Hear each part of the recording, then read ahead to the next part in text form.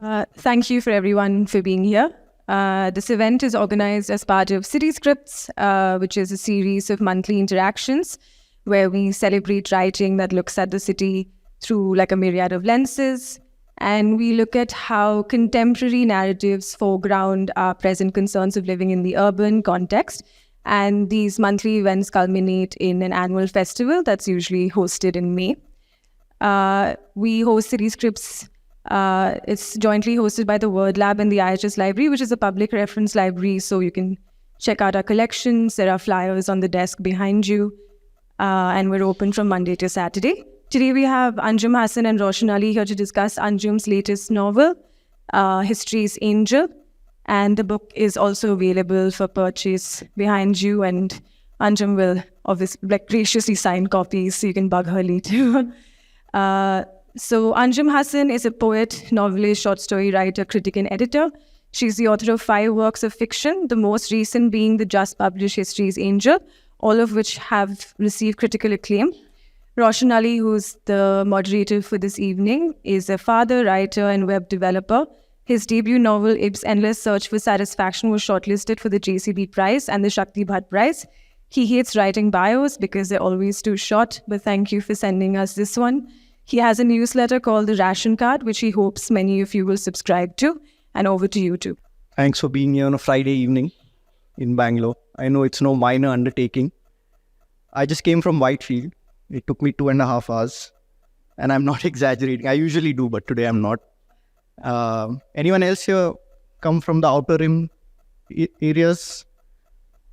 Or condolences to you and your loved ones, I guess. Oh yeah, I should have planned that. I think, yeah, Anjum is a great book. And I'm so happy to be discussing it with you today. We have a kind of a mentor-mentee kind of relationship. So forgive me if I gush a little bit. You have a very good brain. So I'm going to pick it today. Hopefully we can talk about a lot more than just the book. If that's okay with you. Learn some secrets maybe about how to be a prolific writer. And your thoughts on all the stuff that's going on in our country right now. Obviously, I don't have to say what a great book this is. It's written by Anjum. It's expansive, precise at the same time. It's fast-paced and flowing and meditative at the same time. I don't know how a book can be all these things at the same time. And if you're wondering, you should go buy the book. Don't borrow, always buy. And it's about so many things that when I was trying to figure out what to talk about today, I just wrote down history, religion, politics. No. History, religion, politics, all very simple topics. I mean, depending on who you ask, somebody is going to say one is easier than the other. So I just want to start by, maybe you could tell us what this book isn't. Because we had a talk about the impression that people get when they see a book like this. So why don't you tell us what it isn't? And then we can go to what it is. Thank you so much, Roshan. Roshan is one of my favorite writers. Per se, he's only written one novel. And we did this, but in different roles. I was the one asking him the questions when that novel came out, Ib's Endless Search for Satisfaction. So if you don't know him and if you don't know his work, do read that as well. Thank you. That is a very, very encouraging description of the book, that it is everything you can think of. And that it is both meditative and fast-paced. I really think that's a compliment, Roshan, because you are trying to write a story that engages and doesn't become preachy or doesn't become just illustrative of the theme that you have. You want people to be engaged with the characters and their lives, but you also want to be talking about things that concern us all, like you said, that's going on, right? It's been actually exactly a month since the book came out. It's 18th August today. The book came out on 18th July. So it's a good time to ask how it's been received initially. And I think I've gotten some really, really heartwarming reviews that I feel have got the book. And this is not to preempt your view, because I think readers ultimately are the deciding factor, not that handful of reviews that one is going to get, but just judging from that. Reviewers who have understood, I think, that this is a book about Alif. It's the story of a middle-aged school teacher of history. He's wandering through Delhi. He's trying to interest his students in more than textbook history. He takes them on school trips. He is a very unconventional, often subversive teacher, but he's also a very unexceptional person in some ways. He's not aiming to be a great scholar of history. He's in fact trying to keep his head low as much as possible. But history, religion, politics doesn't allow him to remain a nobody. And that's really the story. What if you want to be inconsequential, I guess? What if you want to stay out of the path of trouble? But you belong to a time, you belong to a society, you belong to a religion maybe, that doesn't let you do that. And I think some reviews have got that and kept the focus on Alif. But there have been other reviews, as well-intentioned and even as sympathetic, that have read the novel as a novel about the plight of Muslims, which really is a description hard to escape and yet feels inaccurate. Because it is about a Muslim character. Obviously, it's about him in a Muslim milieu, but not exclusively. He works in a school where he has colleagues from across the board. He has friends from across the board. He is, to my mind, a very, again, the word ordinary, an ordinary Indian cosmopolitan, I guess, right? So, when I see that term, the plight of Muslims, I start to think maybe if it's about the plight of Muslims, then it's also about the plight of Hindus and the plight of practically everyone. It is about the plight of the country at this moment in some ways. And I think it's trying to do what all novels try to do, which is personalize and humanize. And I don't know if everyone succeeds. I mean, we don't obviously all succeed to the same extent, because novelists are human also, and we bring our prejudices and our limitations. But that's really what the novel is trying to do through the character of Alif Muhammad. I don't know if that answers your question. Yeah, and I have to say, I never thought once that it was about the plight of Muslims. I mean, it's about so much more than that. It's about a person, and the mind of a person is an almost infinite thing. It is so expansive, and there are so many ideas in Alif's mind that you run us through. And I mean, you literally take us through large parts of history itself. And so, yeah, I think that's a bit reductive to say that. So tell us a little bit about the title of the book, History's Angel. Where does the title come from? The title could just be read as a poetic description of Alif. It needn't be tied to any particular story. And I think that's a perfectly legitimate way of reading the novel and seeing, okay, he's obsessed with history. He's a daydreaming kind of figure who's walking around Delhi, and everything in his immediate environment reminds him of something from the past. So it's really a question of what has historical weight, right? To me, that's why History's Angel. It, of course, also has another reference for those who know. It's a reference to a figure in an essay by Walter Benjamin. So that's the slightly scholarly reference. But if you don't know the essay, if you don't know Walter Benjamin's work, if you don't know the painting that he's referring to, which is called Angelus Novus, that is the Angel of History, you're not any worse off. If you do know, then there's maybe an added layer or a frisson or recognizing it. It's actually called the angel of history, and I've turned it around, history's angel. But to me, it just felt like sometimes certain metaphors just feel right. So the idea of a character, this painting is a very interesting, again, I think metaphor, because it's about an angel-looking figure. It's a very distressed-looking figure. So angel is a bit of a stretch, but that's what it's called, angel of history. And his face is turned towards one side, but it seems as if his wings are carrying him in the other direction.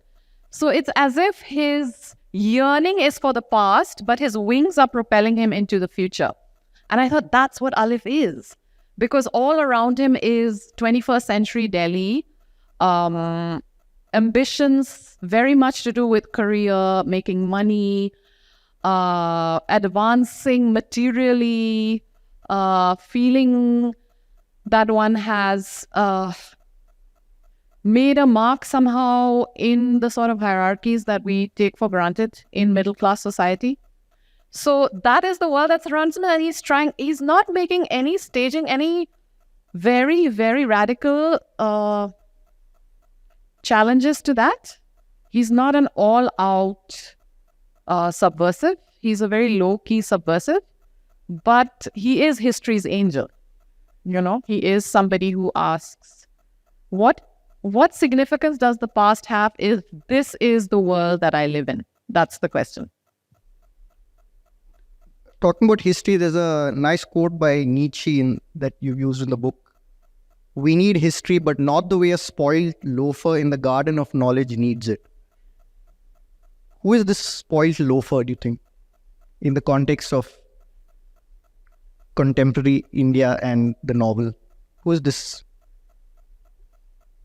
I think it's possible to have a very romantic relationship to the past. You can be, and I think Alif is in danger of that. I think I am in danger of that because I am not a scholar of history, but I love history. I love reading about the Byzantine Empire, or what was Turkey trying to do in the 18th century when it was challenged by the West, or I don't know. It's very whimsical, I think, my relationship to history. I don't read it with any organized intention at all because I'm not going to write about it as a scholar. So I can be kind of careless and carefree, maybe not careless, but carefree in my reading and my interests. And Alif is kind of at the border of that because he is a teacher of history to secondary school students. He thinks he might have some scholarly potential, but he never actually gets around to doing anything because he keeps getting sidetracked simply. There's just too much that interests him and too much that he knows in a kind of flanneurish, enthusiast way, right? So that's the loafer in the garden of knowledge, right? And I think it can be a very sustaining thing. It can give you a lot of food for thought, but it can also mean that you never actually are able to make any intervention. And I think that's the question that the novel is asking. Is it enough to love history? Is it enough to want to talk about it? Or should one act? And if one, and in fact, that's the question Nietzsche is asking. If one is going to act on the basis of that knowledge, what does that action look like? It's really a question about, to me, it's a very, very, that is, I think, the ultimate question of history, not like what happened and at which date and which king did what, but how did people act in relation to what they knew about their world and their society? And Alif, as you say, is not the one to act. And there's a nice line that you've written that Alif loves the idea of ideas. Why don't you say something about what kind of person would think something like that? Do you know a lot of people? Because I'm kind of like that a little bit.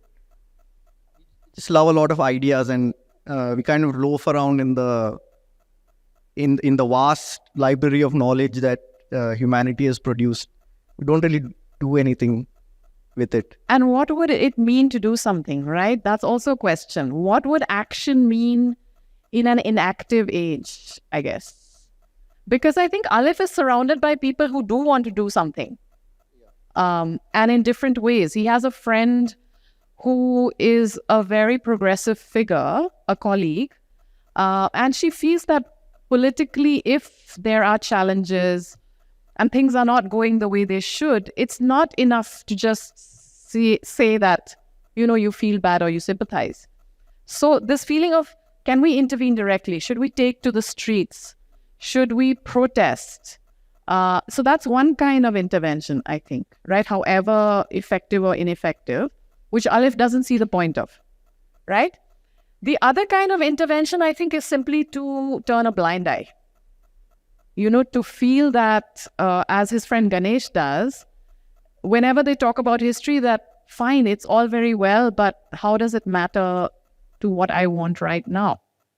And sometimes that can be a kind of realism also, to say I live in the present and I am sort of molding my personality to demands of the present. So I guess I'm not going to be able to answer any of these questions because it's a novel and I want the reader to ask them along with me. But I do want to create kind of an ambience in the novel, which is sort of not expository, but questioning, right? So that Alif is having these questions over and over again, these conversations over and over again. And through that sort of journey, you do arrive at some kind of. Also because even while he's not doing anything, things are happening to him all the time, right? Society is hitting him on the head. So to love the idea of ideas can also be a very dangerous thing. You think he's old-fashioned, Alif?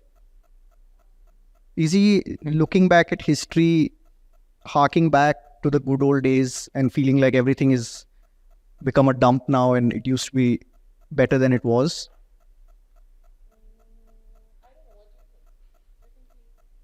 Yeah, He's a nostalgic. Yeah, he seems to be kind of not very happy about progress because he keeps looking back at different times and romanticizing them a little bit.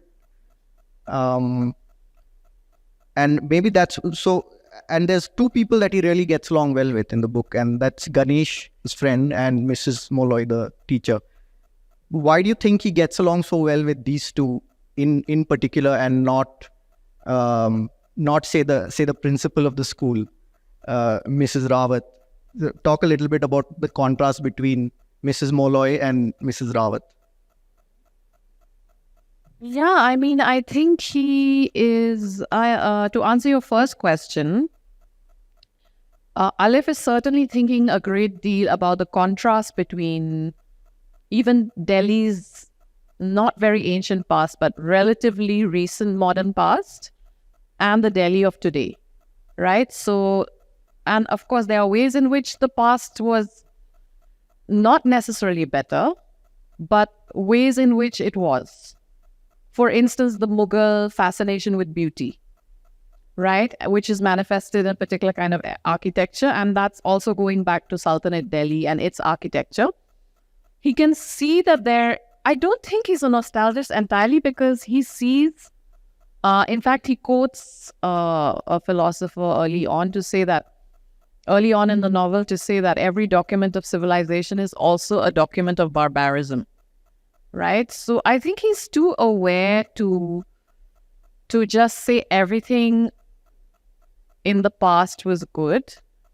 It's just that he wants people to live historically, to live with an awareness of the historical dimension.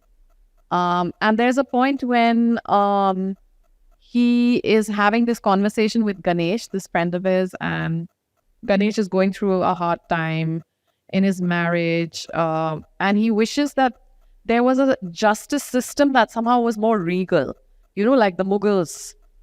You could just go ring on a bell in Jahangir's court and then you would get justice from this sort of almost divine figure. But they're sitting in a seedy bar in Paharganj and he's having these fantasies. And when he wakes up the next morning, he's like, what was I thinking? Like, the worst sin a historian can be guilty of is nostalgia, and he says that, right? So I think he's a little more than a nostalgist, but of course he is sometimes guilty of being a romantic. That's there. Miss Malloy, yeah. Molloy. Miss Tell, Malloy- tell us about. Yeah, like I said, she's this progressive figure who is a colleague of his, and he travels. She travels a lot and is very curious about, let's say, what's going on politically today, the news, and she feels she's part of all that, right? And she's a rationalist. And she's a rationalist. She doesn't believe in religious devotions. Comes from a kind of a old-fashioned Brahmo Samaj family from Calcutta. Though now Brahmo Samaj families in Calcutta are no longer like the 19th century versions at all. So she's also a relic in some ways, because all her relatives are back to being completely ritualistic, right? So it's also interesting to think, what is the legacy of all these rationalist movements in India? But yeah, I think she's way more straightforward in her thinking about these things. And Alif likes that, because then they can have these conversations about Immanuel Kant and she can tell him that he should live life by experiencing things and going out and talking to people and traveling. And he can tell her that he knows better what the books say, because he's better read than her. So I thought that's a nice sort of, Yeah, it's balance or a imbalance. fantastic relationship that and makes for some very interesting conversations. Let's talk about the children. Children play a big part in this story, including one pivotal incident. Why don't you tell us about the incident, and then we can talk a little bit about how you write children in this book. So Alif takes the kids for a field trip to Humayun's tomb, and there's a little. Anyway, he's not supposed to take them alone. He's supposed to take them with another teacher. So he's already annoyed the school doing that. And then there's a there's a boy called Ankit who's a bit of a scoundrel, and he goes missing. So there's a big kerfuffle, and then after a long time they find him, and Alif is taking him back in the auto, and Ankit says Humayun's tomb is not open, it's locked because it's actually Hanuman statue inside it. And Alif twists his ear, which really gets him into a lot of trouble. Tell us a little bit about the kind of things you were trying to explore with that, and the fact that it came out of a kid's mouth is very interesting to me. I mean, I would like to see how readers react to that, really, because he is a bit of a rascal, this child. He is a bit of a troublemaker, but it could also be just a genuine instance of mishearing something and then making a big deal out of that. So I've kept it a bit open, and then I don't want to give it away, but then there's also a thing involving his family. But he also says, are you one of those Muslims? Yeah. So he is also channeling, I think, what he has heard adults say, obviously, right? So he makes this sort of nasty slur against Alif, and Alif usually is a very gentle, very loving teacher, actually. He's completely into his children, but he does something that he regrets forever after, and which sort of unleashes this chain of events that's really, really going to kind of shake him up. So to me, that relationship of teacher and student is very interesting as well, because I don't know if it's always in perfect harmony. I mean, what do you do when, like, I love to serve with love. Have you ever read this classic novel, American novel from way back, called Just Sir with Love, which was about unruly children and a passionate teacher. And haven't remembered that novel for decades, but just struck me. It's always very moving, right? When you can actually get your head around this problem and win children over. So I think Aleph is always in that mode, and there are students of his who he's been able to inspire. But what I wanted to explore is, what if it's the opposite situation, where this troublemaking kid who feels like completely unreachable. He's unreachable, right? How does that play out? And also, like, where is he getting these ideas from? And so I didn't want to make him like a completely devilish character, because there's also an element of playfulness and make belief in his naughtiness.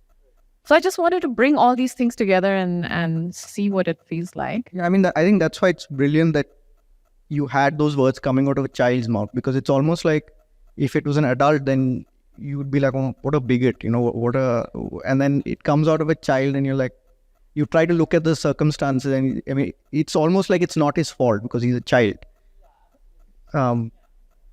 Did you, when you were writing children, and apart from Ankit, you write about the kids in the class and the groups of them talking, did you find a little bit different? Is it different to write children, like how they talk and describing the, like I found you have these italics blocks of text that you use to kind of, I think, describe that feeling you get when large groups of children talk at the same time. It's almost like, it's like they talk and one is not responding to the other. It's just constantly, you just hear. So is it a bit different writing, say, dialogue with a child? I think writing dialogue in general is incredibly hard. I don't know. I often tell you, Roshan, that I think you're really good in dialogue. And I think a lot of writers struggle with dialogue. I don't struggle with it anymore. I think I used to, but it's still not easy to get dialogue right completely. And then if you're doing children, that's even harder. It's really, really hard, I think, to describe how children... I think it's very disjointed. Like the train of thought is disjointed. They say random stuff. And it's not easy to write children at all.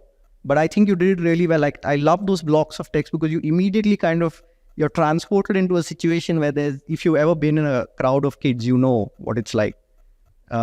It's just like coming at you. I mean, even one is enough, like one toddler is enough. But if you have a group, it's the kind of dynamic that is there. I think you did that really well. And I think the one thing you can't go to if you want to learn how children talk or think is children's books. Most children's books are not written like in children's voices. They're written in adult voices about children rather than in child-like voices about children's interests, I guess, right? So that's very interesting to me. How do you capture children talking? I don't know if one can do research in these things at all. I think it's probably a disaster to think of it as a project. I think you just hope that in your subconscious these things exist somewhere. And I mean, I'm a great believer in things coming out of places that I didn't know inside myself. Of course, there are triggers always, but just, I mean, setting up a challenge for yourself in a novel and then seeing, do I have something deep down that can be... I think talk a little bit about that, because has anyone here tried to write fiction ever? Or has anyone written fiction? Okay, I mean, what I meant is, you know what I mean, in the best way possible. So what happens sometimes is you find you're writing things that you never knew you knew, or you don't know where it's coming from. So, for example, when I tried writing first, there was some scene about a dog on a street, and suddenly I found myself writing like a long passage about dogs and why I love dogs and why they're so amazing. And it was like, I had no idea I knew any of this, or I had never thought this before, but it just came from somewhere. So tell us, is it like subconscious or? I feel that all the time. Like, I don't know what I know till I've written it. I feel that very strongly. And it's not just fiction, it's everything. Even I'm just writing a journal. Like, I know vaguely what I want to make a note of, but till I write it down, I am not aware of what I'm going to say in those few sentences. So for me, writing is really is not just expression of something that already exists. It's a way of finding out what exists. And so even so then you publish a novel and you have all these responses and it's about the plight of Muslims and so on. But actually, it's just a way of trying to find out what you've been thinking all the years that you've been thinking about these ideas, right? So you think about the ideas and then, of course, you're living in those 5 years that you're writing the novel, or 4 years or 3 years. And everything that you're living through, however undramatic and inconsequential, goes into the book. I'm a believer of that everyday life is really the bedrock. And it is going to not look the same, of course. Like, I'm sitting looking out of my window, but Alif is walking on a Delhi street. The two things have nothing in common, but somehow what I'm seeing through my window in a very non-research kind of way is going to be what Alif sees walking in a Delhi street. So there's always that sort of filtering through life happening. Which is not to say that I don't do some research. I did spend time in Delhi. I did read up more than I would usually do. I am a sort of, I've set my sights on a certain thing, right? So then I am trying to get as much as I can around that from whatever source I can. But I think the only technical requirement to write a novel is openness, actually. So I'm also open, to whatever could go into the novel. For me, that's more important than like archives or How long did you take to write this? 5 years. What took so long? Not long. You think that's long? Isn't it like long for you? I mean, haven't you written 6, 7 books? Yeah, but I'm old. Yeah, it did take 5 years. I remember that very clearly. Starting in 2017, I remember that distinctly. And it's 2023 now, right? So how many years is that? 6. And I finished it a year ago, more than a year ago. So it was 5 years. But then the thing is, you're not only writing, when you're writing a novel, you're not only writing a novel. At least I'm not. I was doing so many other things. I had a job. I was teaching creative writing. I was talking to you at Shunya. We ran a series called Speaking of the City. So one is always doing so much else. And I don't feel like a pressure to fit it to a very fixed deadline. I'm not a very, very slow writer, but I'm a moderately slow writer. So yeah, I think that's about. It did take a little longer than my other books, I think, but that's also partly because, yeah, like I said, I was doing a lot more other stuff and got sidelined and stuff. Yeah. Should we talk about some of the other characters? Rirna, I thought she was a very fascinating, also shocking in a way, extremely moving character. And you describe her as a Hindi. Tell us what that is. I had never heard of this before. I've heard of Hindi hai, hum batane hai, Hindustan hamara. My Hindi is so bad, it never clicks. You are like those school children in the novel who at some point Alif realized, oh, I haven't heard that being sung at the school assembly. When did I last hear it? He suddenly realized they've stopped singing it, right? Hindi hai, hum batane hai, Hindustan hamara. And then he goes sneakily, because he's been asked to stay away from the school, and finds that, yeah, they're doing something else. Hindi is a very well-known term for a certain kind of native. No, it's more North Indian, I guess. Like a Hindustani, I guess, is a Hindi. So to me, in Alif's imagination, I don't know what Prerna thinks herself, because she doesn't get to talk a lot, and she is not very talkative.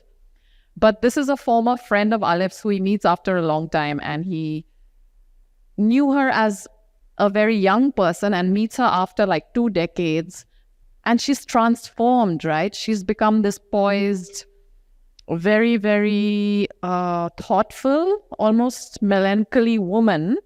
And he says, oh my God, she's a Hindi. She belongs to that other Iqbal's vision of India, and he immediately starts on his historical reveries, which may not have anything to do with it at all. But I like the idea of finding someone who's a Hindi and feeling a sense of reassurance about that. Yeah. I want to talk about Prerna, but I'm not sure how to without revealing. Yeah. Okay, let's skip that because I don't want to give it away. Alif's parents, very interesting characters. They are almost. I almost felt like they live in an apartment and that's just it. Like they don't go anywhere. They don't do anything. What's their plight? What is the plight of his parents?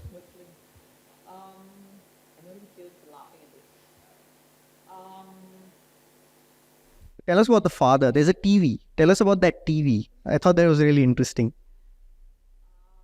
I don't think their plight is especially the plight of people to do, especially their plight as any religion or any community or any I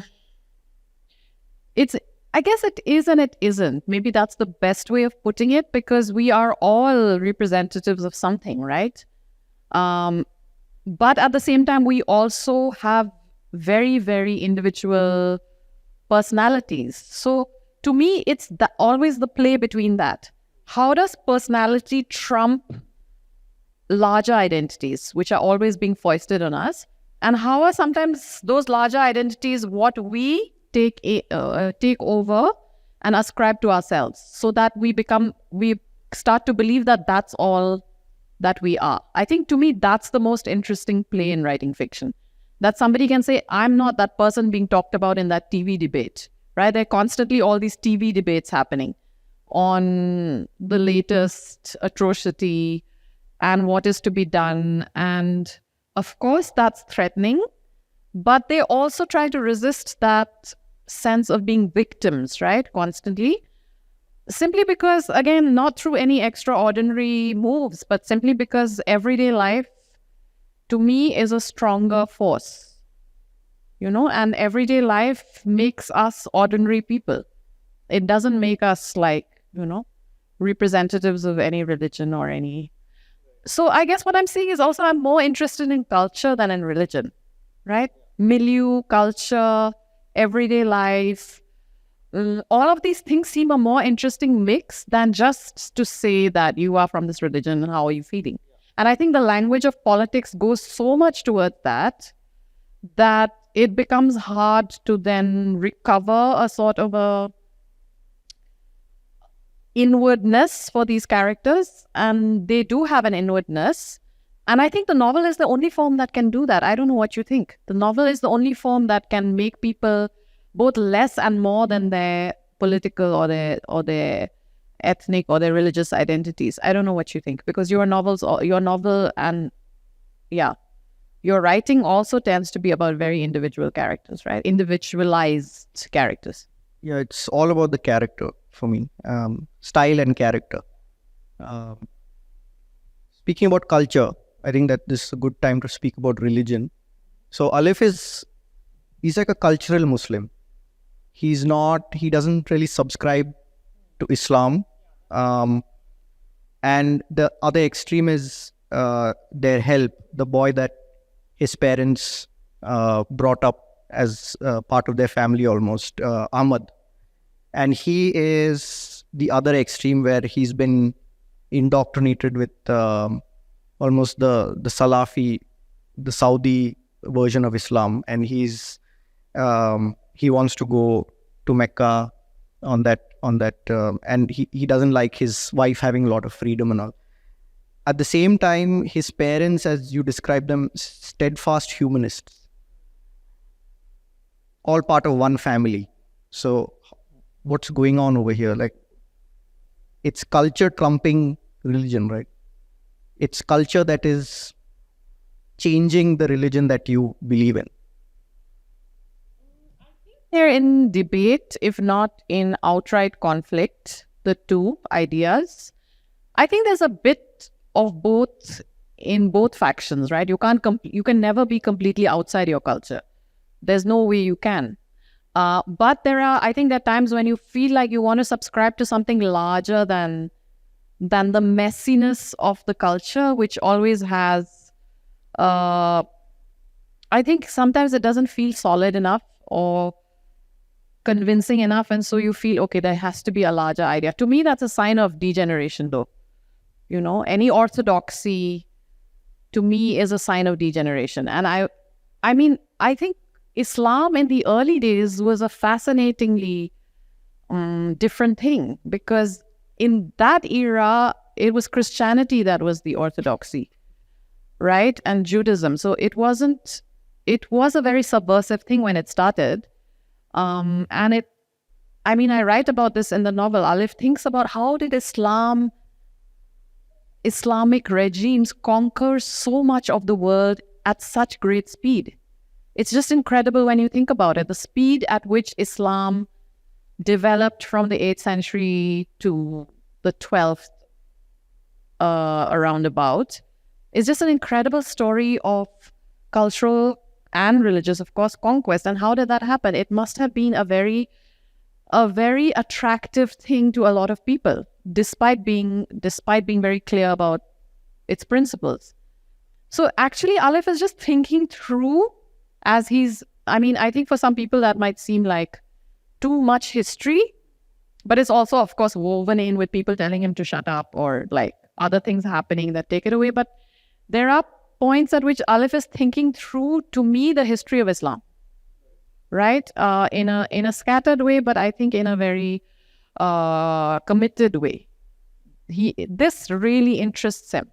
Like what Islam was, what it became over time with the Mughals coming to India, which I think, that and the Ottomans, the last great shout of Islam, and then what is it today?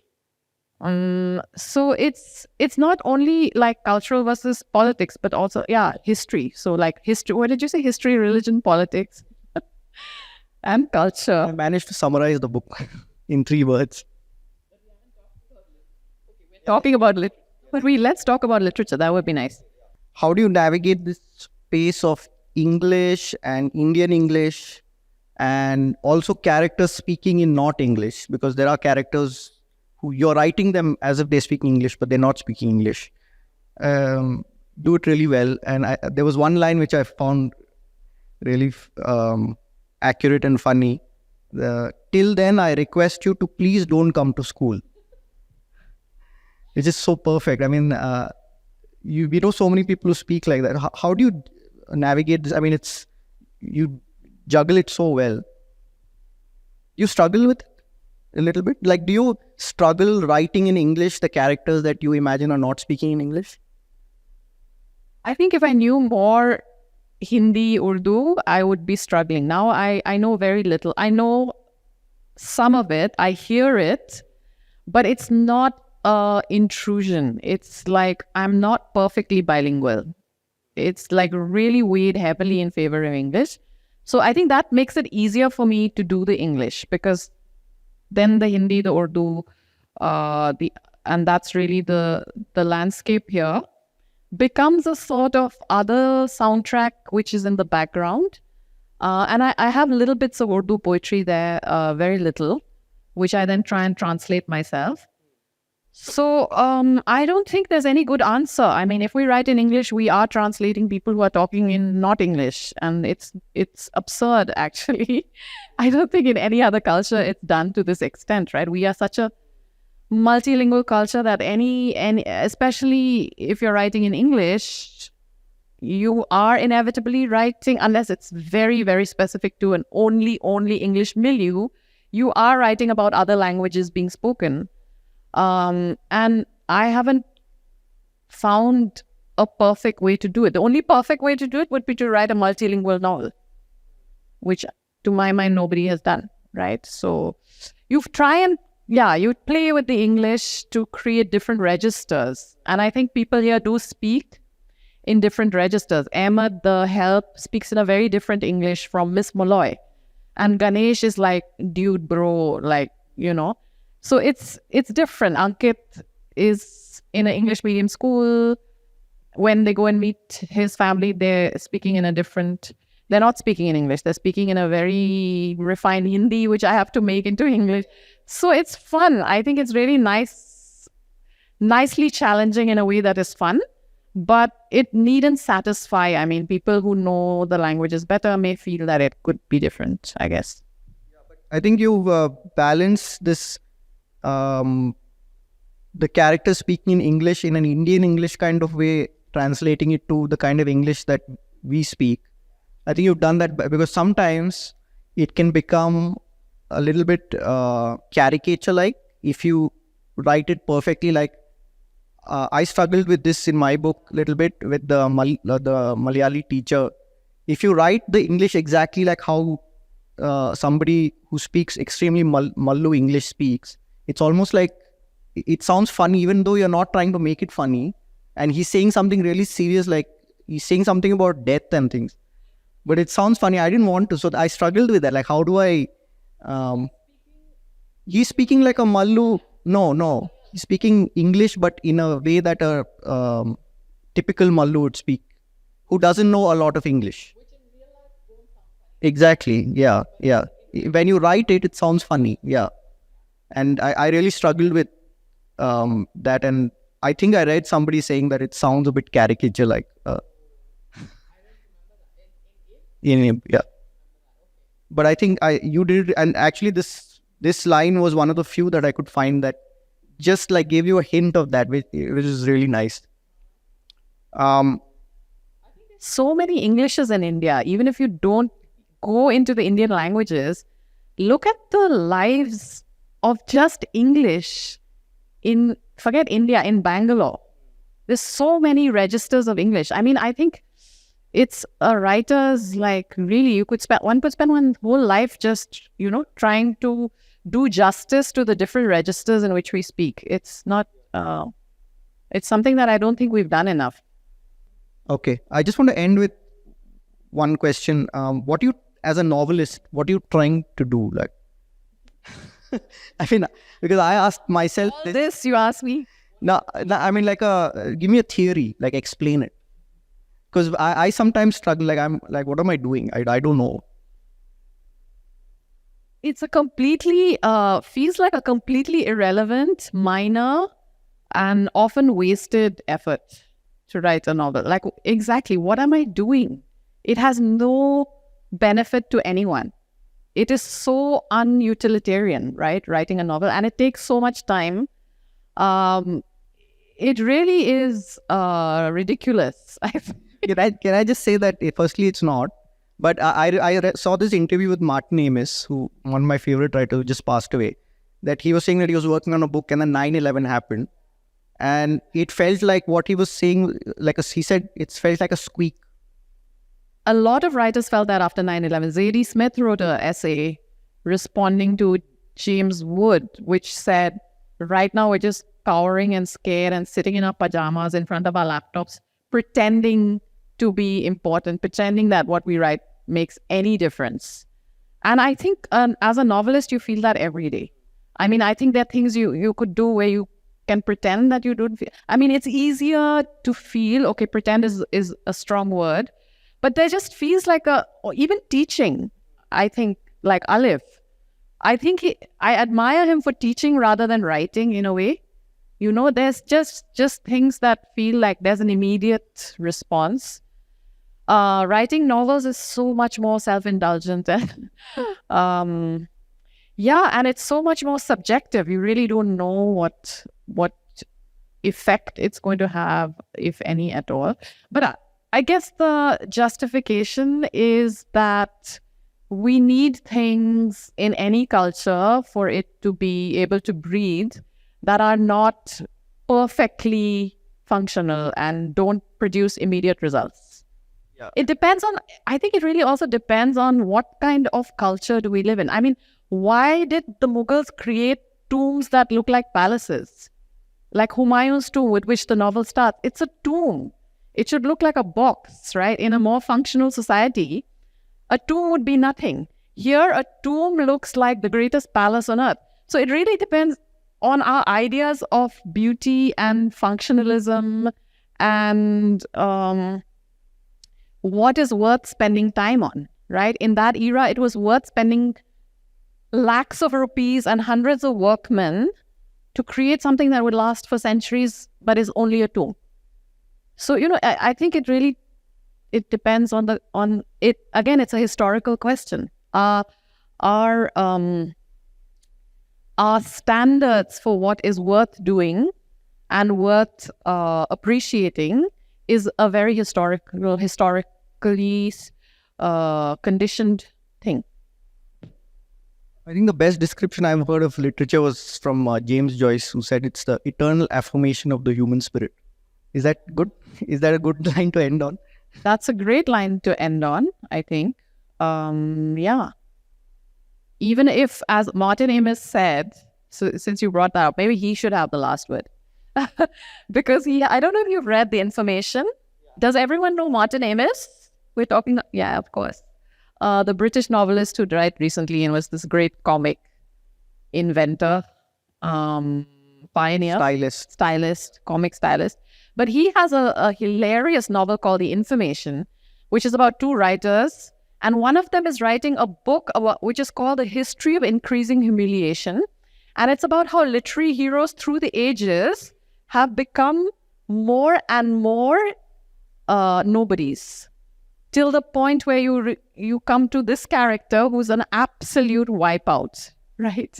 So eternal affirmation of the human spirit, sure, but our heroes are becoming more and more wimpish. Wimpish is a perfect word to end on. No, but thanks. It was Thank you so much, wonderful. Roshan. That was amazing. I really appreciate, you're a dream reader, Roshan. Thank you so much.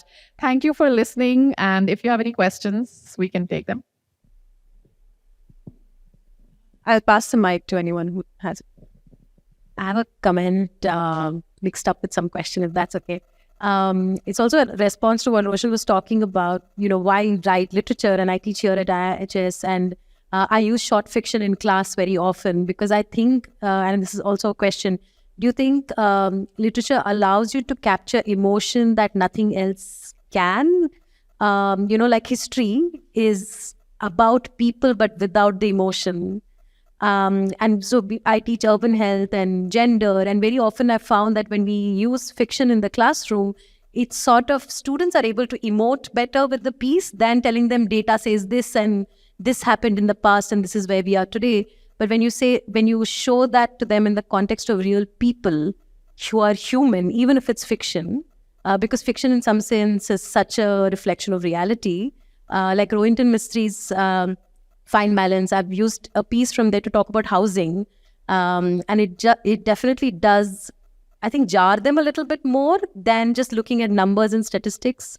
So if you had any thoughts on that, and it was sort of a comment here as a question. I think you got it. I think it's very much about feeling. In fact, as I was writing this book, I think the one thing I kept thinking about is how history is a feeling as well, right? It is all that information, it is all that knowledge, but it's also like, Van Gogh has this famous painting of an old shoe. The painting I'm talking about, which you see that shoe and you know that it's a historical shoe. It's a shoe that someone has lived in, sweated in, suffered in.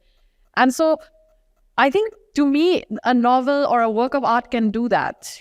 It's not just saying, okay, this happened to these people, but it's to show it through that one shoe, or to show it through the story of that one chapter in one person's life. So absolutely, I think it's really important that we don't lose that. And I think sometimes we do lose that because like I said, our discourses tend to be very impersonal. But then the thing with fiction is that you can't use it to generalize either, right? So again, like the thing about history, religion, politics, yes, I think I like A.K. Ramanujan's description of fiction, he said that the novelist doesn't only reflect, he refracts, or she. Not just reflect, but refract. So you're taking it and you're breaking it up and you're putting it together in a way that shows it differently. I think, to me, that just sums it up way better.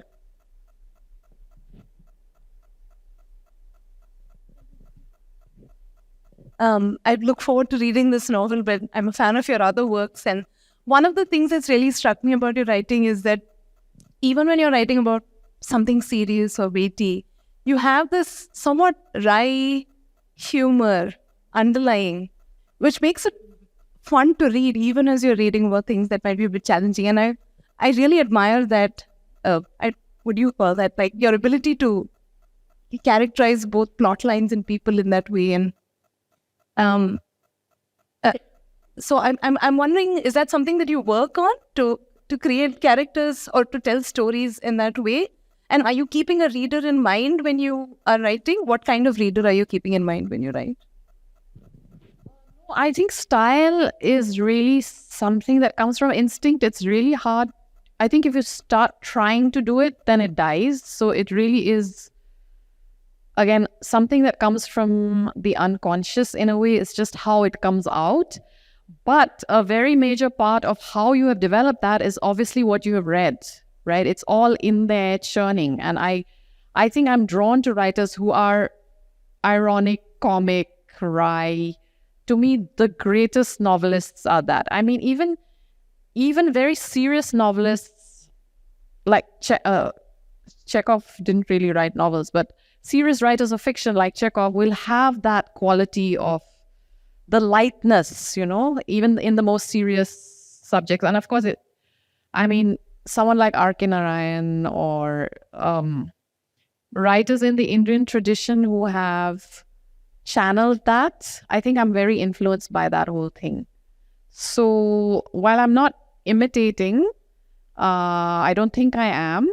I'm certainly formed by that style. So to me, that's really it. I think we're always talking to literature when we're writing, also in a way. So in a way, it is an extension of what has already gone on, and that's the tradition. I'm kind of, yeah. I think if there isn't that in a novel, it's always a less interesting novel to me. For me, that voice is really critical, that kind of voice. So thank you. I'm so glad you like it.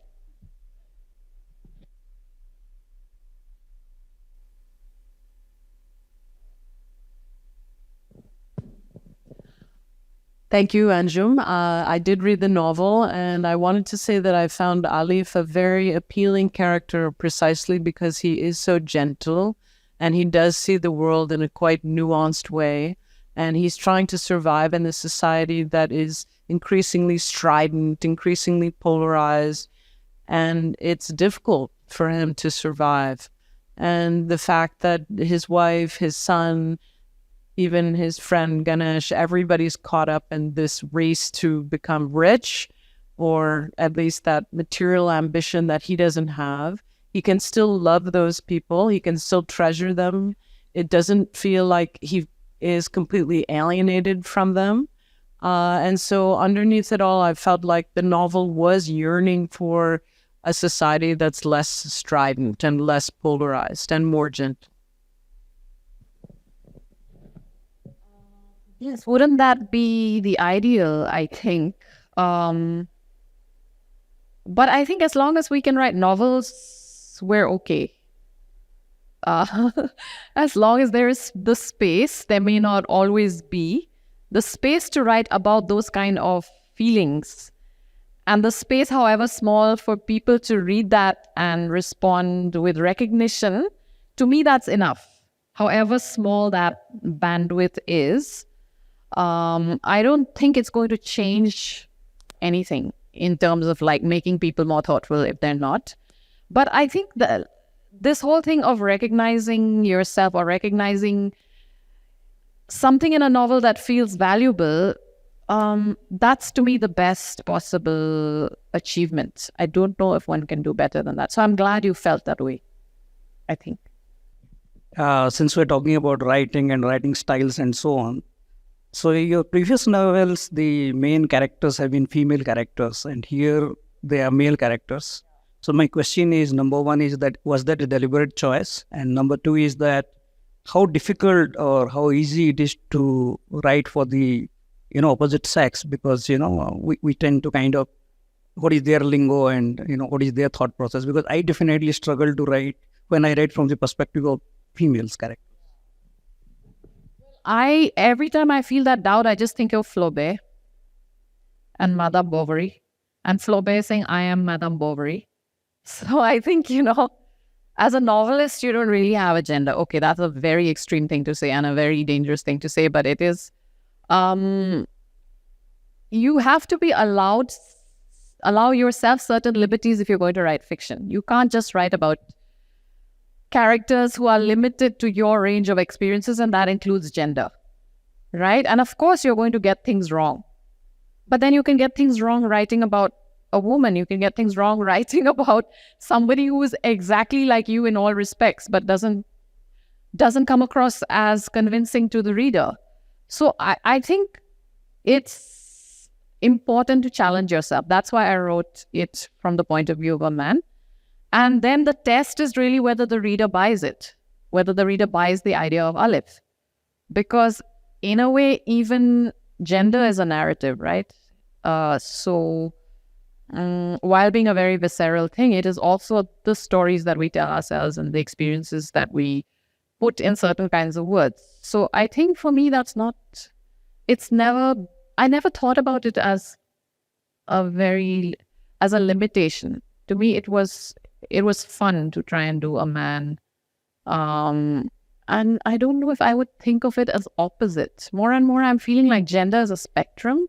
And it really depends on, where you're standing in that spectrum. It's not like an absolute binary. So you can put yourself in anybody's shoes, I think. You might fall, but I think you should at least try.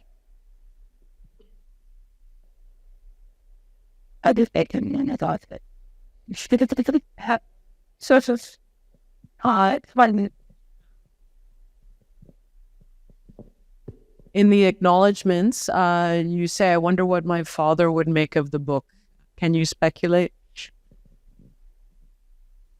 Yeah, the reason why I remember so clearly that I started in 2017, because I remember talking to my father about it in February of that year and saying that I want to write this kind of book and I'm starting to think about it. And I remember I was just going to go to Delhi and I had written some very, very preliminary things and I wanted to spend time in Delhi thinking about it. And I told him, this time when I go, I'm going to try and have some Muslim experiences in Delhi, which is, sorry, I am joking about all the wrong things, but I did go to Old Delhi a few times on that trip, etc. So I started having this conversation with my father and he passed away in August of that year. So I just feel a sense of incompleteness because he was a very critical and sharp reader of my work, and I would have loved him to read this and tell me what he thought. And I didn't get a chance to do that because I just started. So I really don't know what he would have felt. I think he would have liked some bits of it at least. But yeah, I think he was occupied with the zeitgeist in a way that is similar to Aleph, but he's a generation down from him. So maybe I think he would have related to Aleph to some extent at least, but I can't say more. Yeah. But it is dedicated to him. So in some spiritual, otherworldly sense, I am channeling his I guess his leanings as a secular thinking person. Yeah. Thank you so much. Thank you, Anjum and Roshan and the audience. You've been great, and thank you so much for your wonderful questions. And again, thank you for joining us on a Friday evening. Thanks.